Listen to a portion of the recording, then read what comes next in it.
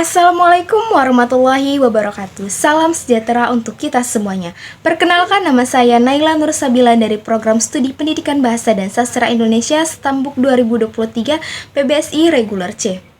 Adapun tujuan saya membuat video ini untuk memenuhi tugas mata kuliah Inovasi Pengajaran Sastra Anak Berbasis Literasi dengan menceritakan sebuah dongeng Raja yang Baik Hati dari daerah Kalimantan Selatan dengan pencipta Imam K.R. Moncol. Selamat menyaksikan. Pada zaman dahulu, ada seorang janda. Ia hidup dengan anaknya yang masih kecil. Mereka berdua hidup sangat sederhana di sebuah gubuk tua. Tempat tinggal mereka tidak jauh dari istana kerajaan. Walau berupa gubuk tua, tapi gubuk itu nampak terawat bersih. Bahan-bahan kayunya pun terbuat dari kayu-kayu pilihan. Maka tak heran gubuk tua itu aman-aman saja berdekatan dengan istana kerajaan. Gubuk itu dianggap barang antik yang perlu dilestarikan. Lagi pula hanya dihuni oleh seorang janda dan anaknya yang masih kecil. Setiap sebulan sekali pihak istana mengirim bahan makanan untuk menyumbang kelangsungan hidup si janda dan anaknya. Kerajaan itu dipimpin oleh seorang raja yang baik hati, arif, dan bijaksana.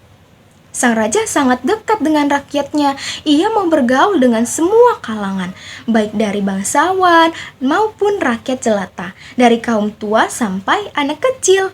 Karena sikapnya yang baik hati, maka rakyat sangat menyayangi rajanya. Setiap sore, banyak anak kecil yang bermain di halaman istana. Begitu juga halnya dengan anak janda tersebut. Karena miskin, maka mainan anak itu hanya seekor nyamuk yang diikat dengan benang. Kemanapun anak itu pergi, nyamuk itu selalu dibawanya. Pada suatu hari, karena terlalu asyik bermain di halaman istana, anak janda miskin itu baru menyadari jika hari sudah hampir gelap. Karena takut dimarahi oleh ibunya, anak itu bergegas ingin pulang. Sebelum ia kembali ke gubuknya, ia sempat menemui sang raja. "Baginda yang baik hati, hamba harus segera pulang. Sebab jika hamba telat sampai rumah, ibu pasti akan marah. Bolehkah hamba menitipkan nyamuk ini di istana?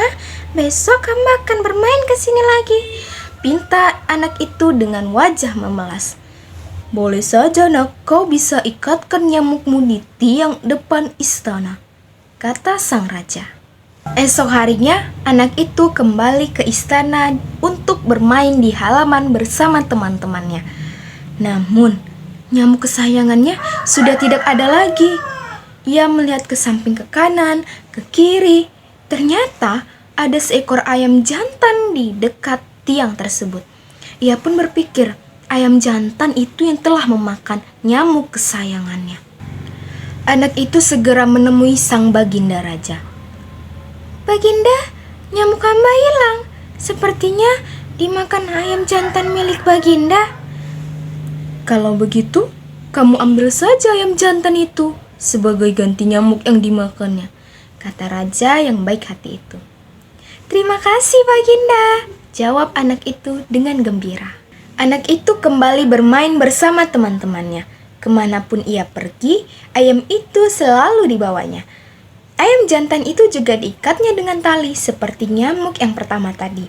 Ketika ia sedang asyik bermain, ayam jantan itu terlepas. Anak itu kemudian mencari-cari ayam jantan miliknya. Ternyata ayam itu pergi ke tempat ibu-ibu yang sedang menumbuk padi dengan lesung.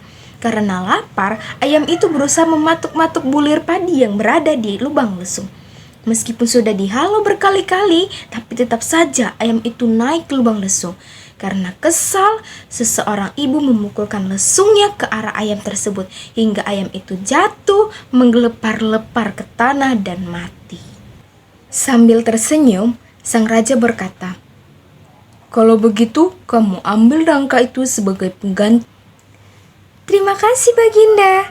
Tapi hari sudah mulai malam. Hamba tidak bisa membawa nangka besar itu sampai ke rumah.